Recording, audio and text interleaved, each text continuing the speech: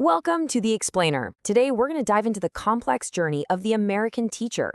It's a path that starts with a real spark of inspiration, but has to navigate some pretty profound challenges and philosophies that shape a whole career. So let's get right into it. We're starting with this quote from high school teacher Dennis Gray because it just cuts right to the heart of the matter. It's a powerful reminder that beyond all the lesson plans and state standards, teaching is, at its core, all about human connection. So what is it that pulls someone into such a demanding field in the first place? Well, for a lot of people, it's not just a job. It's a truly passionate and idealistic calling. Most people get into teaching for a simple reason. They really want to educate others. They're driven by this desire to see the human beings in front of them grow. Just think about the story of Julia. She was a prospective chemistry teacher, right? But then she took a summer job with fifth graders and found them so alive, so hungry to know about the world, that she was instantly hooked. That dream of the quiet chemistry lab, it was totally replaced by the energy of that elementary classroom. Okay, so you've got all this idealism, but what happens when it smacks right into the day-to-day reality of the classroom?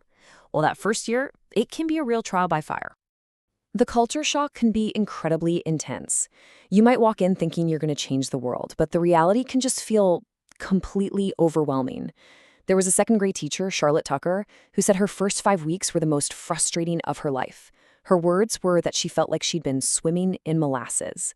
I mean, the sheer newness of everything, the kids, the curriculum, the colleagues, it's just a total crash course in being an adult. And the challenges, they go way beyond just managing a classroom. Teachers are really on the front lines of some huge societal issues. To put that into perspective, just think about this number for a second. 1.5 million. What do you think it represents? That number, 1.5 million, that's about how many children in the US experience homelessness every single year. And that's just one piece of a much larger puzzle. Teachers have to navigate the impact of poverty, of abuse, violence, and language barriers on a kid's ability to learn. For some students, that teacher might be the one stable, caring adult in their entire life.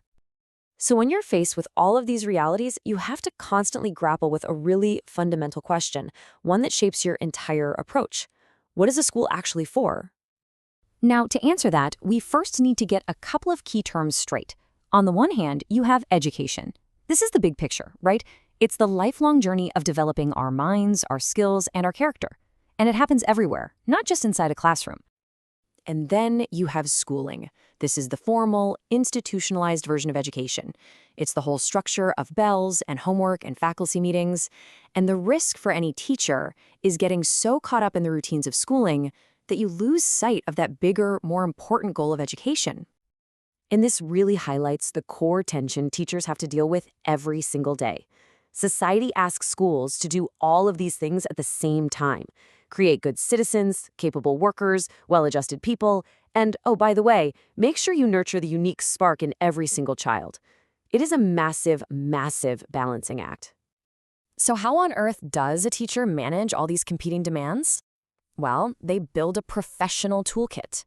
But we're not talking hammers and wrenches here. We're talking about philosophies and strategies. One of the most essential tools in that kit is called culturally responsive teaching.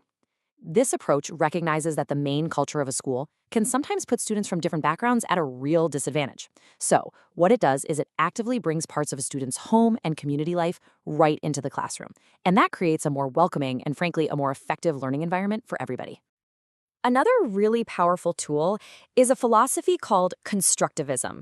This learning theory basically shifts the whole focus from just passively absorbing facts, what we might call knowing what, to actively building your own understanding or knowing how.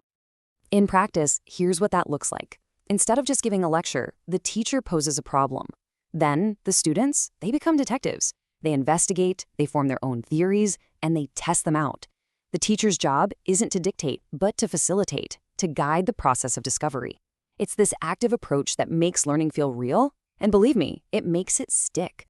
So this whole journey, from that initial idealism through the tough realities and into developing this whole philosophical toolkit, this is what transforms a teacher from a novice into a career-long professional.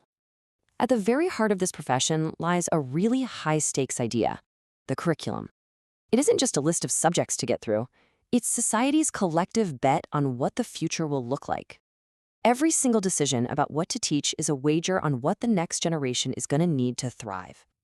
You see, the ultimate goal is to move beyond being just a technician who delivers content. A true professional is guided by a deeply held philosophy. The writer Parker Palmer put it beautifully. He said, "They don't just understand their core ideas, they are ready to stand under them, letting those values support everything they do." And that really leaves us with the central question. And it's not just for teachers, it's for our entire society.